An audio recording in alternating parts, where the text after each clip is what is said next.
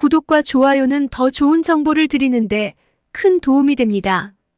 최근 생수병에서 머리카락보다 얇은 이것들이 24만 개 나왔다고 합니다. 최근 미국 대학교 연구에 따르면 우리가 매일 마시는 생수에서 발견된 이것이 우리 몸과 뇌를 점진적으로 파괴할 수 있다고 밝혔는데요.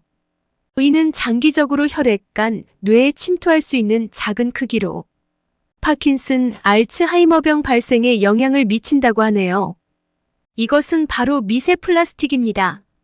미세 플라스틱은 작은 크기의 플라스틱 입자로서 일반적으로 5 미만의 크기를 가지고 있습니다. 눈으로는 발견할 수 없을 정도로 작기에 우리 몸에 차츰 누적이 되어 우리 몸에 치명적인 영향을 줄 수 있습니다. 그럼 이 미세 플라스틱은 어디에서 발견될까요?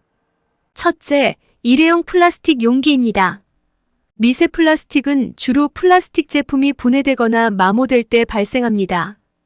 따라서 일회용 플라스틱 용기의 사용이 증가하면 이들이 분해되거나 마모될 때 미세 플라스틱이 발생할 수 있습니다. 둘째, 음식이나 상품을 포장하는 용도로 사용되는 플라스틱 포장재도 미세 플라스틱의 원천이 될 수 있습니다. 플라스틱 포장재가 분해되면 작은 입자로 나뉘어질 수 있습니다. 셋째, 일부 화장품과 세면용품에는 마이크로비즈가 포함되어 있을 수 있습니다. 흔히 얼굴에 사용하는 스크럽이 미세 플라스틱 소재라고 하네요. 이렇듯 날마다 접하는 미세 플라스틱은 우리가 상상도 못하는 사이에 인체에 누적되고 있는데요. 첫째, 음식물입니다. 우리가 버린 플라스틱 쓰레기가 해양으로 흘러가 미세 플라스틱이 수중 생물을 통해 식물 또는 동물로 전이되어 사람이 다시 섭취하게 되는 것입니다. 바로 바다 해산물, 소금의 섭취로 인해 인간이 가장 쉽게 미세 플라스틱에 노출된다 합니다. 둘째, 음용수입니다. 마이크로 플라스틱이 물 중에 녹아들거나 오염된 물을 통해 식수로 전이되어 인체에 노출될 수 있습니다. 특히 페트병에 담긴 음료 또한 미세 플라스틱이 많이 녹아져 있다고 하네요. 셋째, 대기 중 먼지입니다. 플라스틱 쓰레기의 분해, 자동차 타이어 마모 등으로 발생한 미세 플라스틱이 대기 중 미세먼지로 전이되어 인체 호흡기로 흡입될 수 있습니다. 이러한 미세 플라스틱의 누적으로 알츠하이머병이 유발될 수 있다는 연구 결과도 나왔습니다. 알츠하이머병은 우리나라에서는 치매로 불리우는 뇌의 질환 중 하나로서 주로 중년 이상의 사람들에게 발생하는 퇴행성 질환입니다. 이 질병은 주로 기억력 감퇴, 사고 능력의 저하, 언어장애, 공간지각 능력 감퇴, 성격 장애 등을 일으키며 일상생활에서의 기능 손실 등을 특징으로 합니다. 치매는 노화에 따른 자연적인 뇌 변화와는 구분되는 별도의 신경학적인 손상을 가지고 있습니다.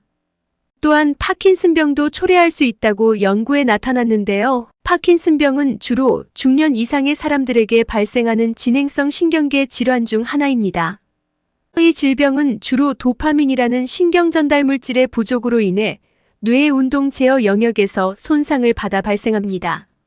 이로 인해 환자들은 일상생활에서의 움직임과 균형을 유지하는 데 어려움을 겪게 되어 운동장애, 자세 및 균형 이상, 손가락 움직임 제어, 어려움, 언어 및 기호, 운동기능 감소로 통해 일상생활이 어려워집니다. 그럼 이처럼 무서운 미세 플라스틱이 우리 몸에 누적되는 것을 최대한 막도록 노력해야겠죠? 미세 플라스틱 오염을 예방하려면 다양한 노력과 개인적인 책임이 필요합니다. 첫째, 일회용 플라스틱 제품을 최소한으로 사용하고 대신 재사용 가능한 제품을 선택하세요. 개인용 물병, 커피컵, 쇼핑백 등을 재사용하여 폐기물을 줄일 수 있습니다.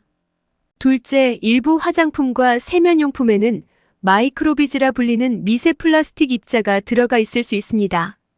환경에 친화적인 제품을 선택하고 마이크로비즈를 포함하지 않은 제품을 찾아 사용하세요.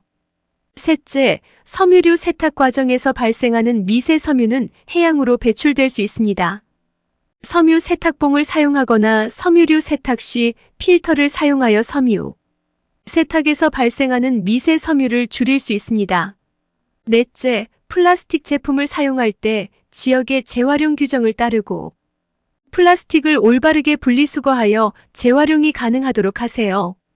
재활용은 새로운 플라스틱을 생산하는 데 필요한 에너지 및 자원을 절약하는 데 도움이 됩니다.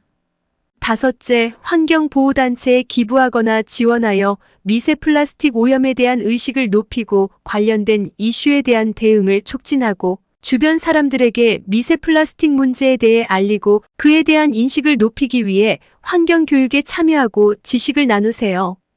이러한 예방 조치들은 각 개인의 노력과 협력을 통해 미세 플라스틱 오염을 줄이고 나뿐만 아니라 우리 가족 모두 지구를 지켜나가는 지속 가능한 환경을 유지하는 데 도움이 됩니다. 감사합니다.